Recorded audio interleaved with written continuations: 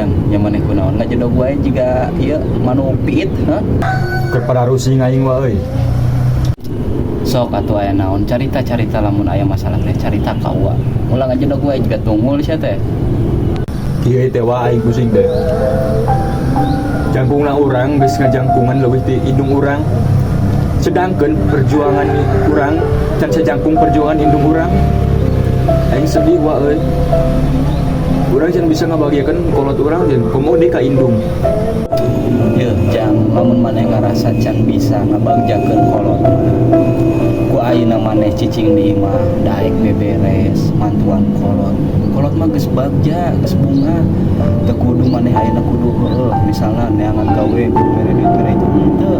Maneh rajin ka masjid, maneh rajin beberes mantuan kolot. Kolot mah geus bunga saeutik pisan ge. Komo lamun maneh ayeuna bener-bener dina gawena henteu males, dina sagala henteu males, eta mah pasti bunga pisan kolot teh ka maneh. Tak kicu ti wa mah. Ampura mah Pak. Abdi can jasa mulang tarima baru jadi kolot. Abdi masih ngabebankeun kana keluarga.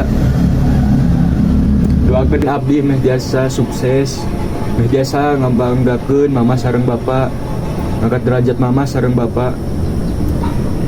Doakeun abdi meh biasa sukses dunia sareng akhiratna. Amin.